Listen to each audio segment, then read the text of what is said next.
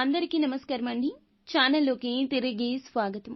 మేషరాశి జాతకులు జూన్ మాసంలో 25వ తేదీ బుధవారం తిథి అండి. ఈ రోజున ఈ రాశి వారిని వీరు ముప్పు తిప్పలు పెడతారు. జరిగేది ఇదే.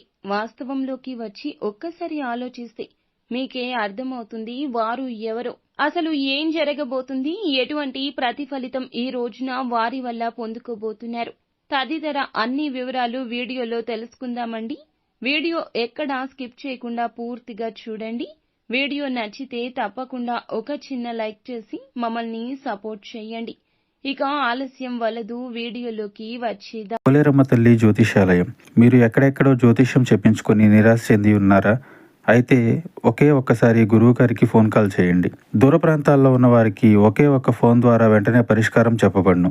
మీ ముఖము, ఫోటో, చేయి, పేరు, వయస్సు, గోత్రం వాట్సాప్ చేయండి. ప్రేమ, పెళ్లి, ఉద్యోగం, రాజకీయం, విదేశీ ప్రయాణం, ధనం నిలకడ లేకపోవడం, భార్యాభర్తల మధ్య గొడవలు, ఆస్తి తగాదాలు, అప్పుల బాధలు, స్త్రీ పురుషులకు పర్సనల్ గా ఎలాంటి సమస్యలున్నా పరిష్కారం చూపబడును.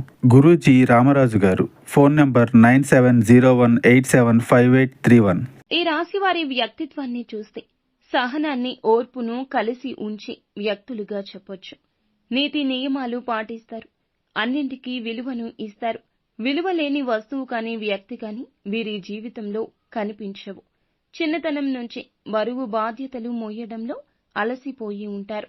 ఎప్పుడూ కూడా ఒక సమస్య తీరితే మరొక సమస్య అన్నట్లుగా వస్తూ ఉంటాయి. ఈ రాశి వారికి సంబంధించి విశ్రాంతి దక్కదు. ఎప్పుడూ పని భారం విసిగిస్తూ ఉంటుంది. కుటుంబ బాధ్యతలు ఎక్కువగా ఉంటాయి. ముఖ్యంగా ఈ రాశివారు కుటుంబంలో చక్కటి పేరు ప్రఖ్యాతలు కలిగిన వ్యక్తులు, మంచి చెడు తెలిసిన వ్యక్తులు. ఎదుటి వారితో ఏది మాట్లాడినా కూడా పూర్తిగా ఆలోచించి మాట్లాడతారు. అంచనాలను ఎప్పుడూ కూడా తక్కువగా వేసుకోరు. ఇక ఈ రాశివారు జీవితంలో ఉన్నతమైన స్థానాలకు వెళ్ళాలి అనే ఆశతో 10 మందిలో కలిసి తిరుగుతూ కొత్త కొత్త విషయాలు తెలుసుకుంటూ వాటిని మంచి చెడు ఆలోచించి జీవితంలో ఉన్నతికి ఉపయోగిస్తారు. ముఖ్యంగా చూస్తే ఈ రోజున ఈ రాశి వారికి ఈమెతో ముప్పు తిప్పలు రాబోతున్నాయి. ఇక ఈ రోజున ఒక స్త్రీ ద్వారా ముప్పు తిప్పలు పడబోతున్నారు. అందించిన ఆర్థిక సహాయాన్ని ఎప్పుడూ ఇబ్బంది పాలు చేస్తూ ఉంటుంది. వీరు అవసరం ఉందని, ఎంతో ఆపదలో ఉన్నామని వీరి దగ్గర మాట్లాడి ఎంతో కొంత డబ్బును తీసుకున్నారు.